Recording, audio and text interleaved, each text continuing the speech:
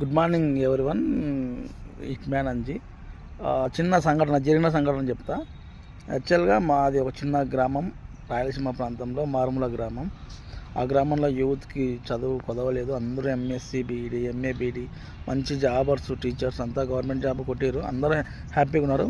ఒక భార్యాభర్తలు ఇద్దరు బాగా అనుసంధానంగా కలిసిమెలిసి బాగా హ్యాపీగా ఉన్నారు.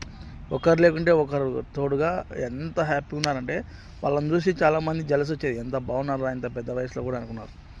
కానీ ఏమైందో కొడుకులు దూరం పెట్టారు, అందరూ దూరం పెట్టారు. వాళ్ళు ఇద్దరే భార్యాభర్తలు ముసలోళ్ళు అనమాట. అంటే పెద్దవాళ్ళు కొంచెం బాగా, grand father grand mummy. So వాళ్ళు మంచి చదువుకున్నారు, మంచిగా అన్ని రకాలుగా ఉన్నారు. ఏమైందో ఏమో కానీ మనం ఒకరికి ఇబ్బందికి పెట్టవద్దు అని చెప్పేసి తల్లిదండ్రులు, అత్తమామలు, కోడళ్ళు, కొడుకులు అందరూ ఏమైందో ఏమో తెలియదు కానీ సడన్గా నైటు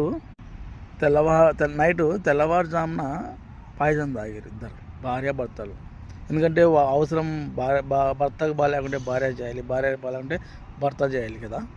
ఆ ఉద్దేశంతో వాళ్ళు మనం ఒకరికి ఇబ్బంది పెట్టకూడదని చెప్పి ఇద్దరు తెల్లవారుజామున పాయిజన్ తాగి డోర్ లాకేసి గడబెట్టారు, లాకేసి పడుకున్నారు ఇద్దరు ఒకటే.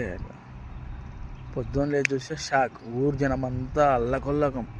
ఇంత పెద్ద ఎడ్యుకేటెడ్ లాయరు, ఎల్ఎల్బి, ఎంఎల్ఎల్బి అని అందరూ తెగ బాధపడ్డారు. సో వాళ్ళు ఇంకొకరికి ఇబ్బంది పెట్టకుండా మనమే ఇద్దరం పోదాం, పోతే కలిసి ఉంటే కలిసి ఉందాం, పోతే ఇద్దరం పోదాం అని చెప్పి డిసిజన్ తీసుకున్నాడు.